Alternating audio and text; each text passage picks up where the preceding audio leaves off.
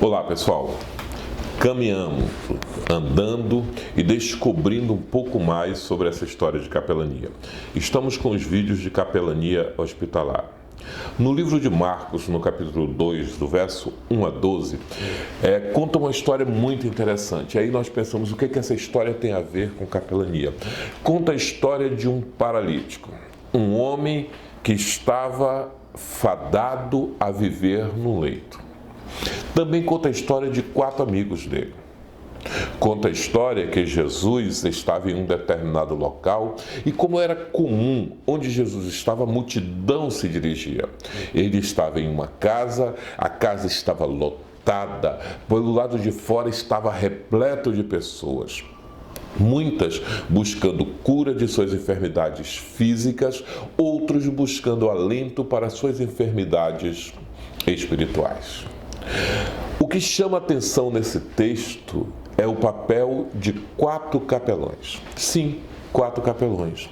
A Bíblia nos diz que aquele homem que a história apresenta deitado em uma cama, ele tinha 4 pessoas que se preocupavam com ele. Eu fico imaginando que essas pessoas constantemente visitavam aquele homem, constantemente ajudavam aquele homem a tomar banho, ajudavam aquele homem a viver, pelo menos com um pouco de dignidade, a sua vida, já que ele estava fadado a viver naquele leito. A Bíblia nos diz que aqueles amigos, eles foram além da simples visita. Eles foram além de simplesmente chegar ali no leito, perguntar como a pessoa estava, conversar um pouco mais. Eles ouviram dizer que Jesus, o Nazareno, aquele homem que fazia milagres, que curava, que tornava possível que as enfermidades abandonassem o corpo. Eles então, sem pensar 2 vezes, pegaram seu amigo, colocaram ali naquela cama, naquele leito improvisado e levaram. Só que quando eles chegaram naquele local, viram uma dificuldade. O local estava lotado, estava repleto. O amigo, pela debilidade física de seu corpo, não poderia simplesmente ser encaminhado, carregado nos braços e entrar naquela casa. Olha que papel lindo, olha que papel maravilhoso daqueles que se preocupam com o outro, daqueles que se dedicam ao outro, daqueles que não ficam simplesmente no conceito, daquele que não fica simplesmente no que é mais fácil se fazer. Aqueles homens poderiam ter voltado com o seu amigo, ter dito: é impossível adentrar a esta casa, é impossível chegar até Jesus, vamos esperar uma outra oportunidade para fazermos alguma coisa por eles. Não, eles não eram simplesmente amigos conceituais, eles não eram simplesmente visitadores conceituais, eles eram pessoas que entendiam que na sua vida tinha algo além para a vida daquele seu amigo. A Bíblia nos diz que eles procuraram soluções para aquele homem. Uma solução procurada foi, de repente, subirem ao telhado daquela casa, verificarem mais ou menos onde Jesus estava e descerem aquele homem à presença do Mestre.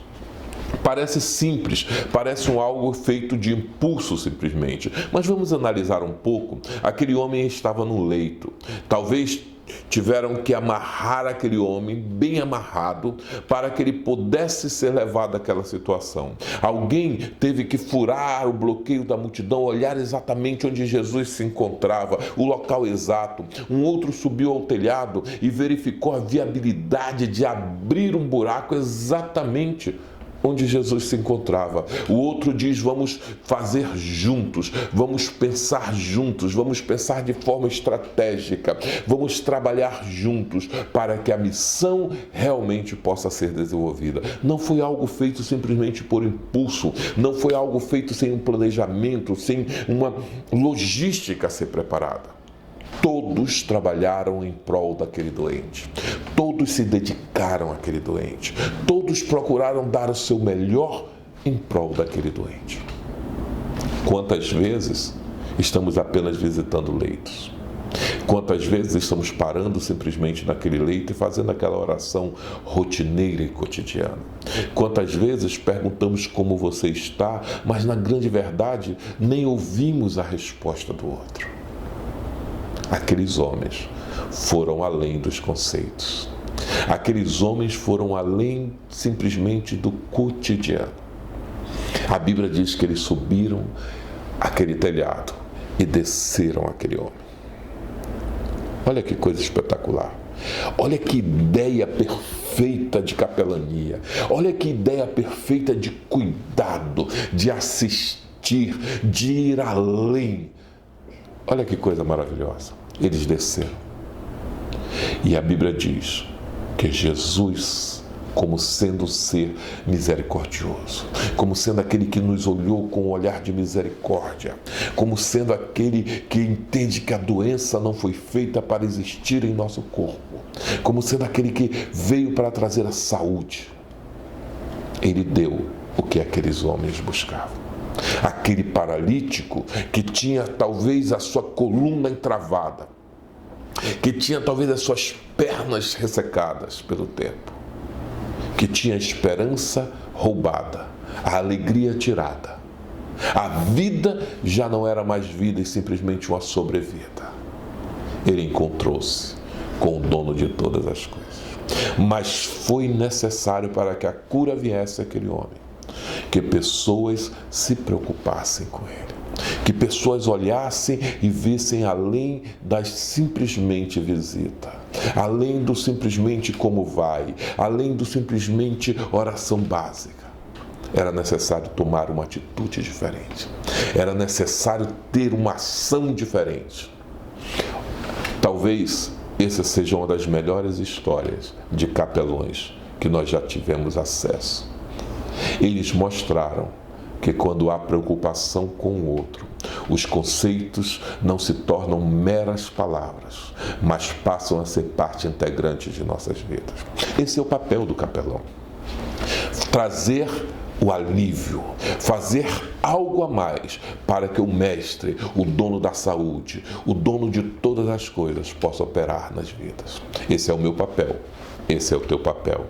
Não vivemos de conceitos apenas, mas de práticas diárias que podem transformar vidas, que podem modificar vidas, que podem fazer com que aqueles que estão no leito, desalentados, sem esperança, sem alegria, que já desistiram de suas próprias vidas e de seus sonhos, que já não veem mais uma solução, possam ver em nós o resplandecer da glória de Cristo, possam ver em nós Cristo sendo presente em suas vidas. Esse é o nosso papel, essa é a nossa atividade. Capelania hospitalar, sim, não é um conceito, é uma prática diária. Não são palavras nem visitas cotidianas, é o se dedicar ao outro, é o se entregar ao outro, é ser o canal de bênção para a vida daquela pessoa.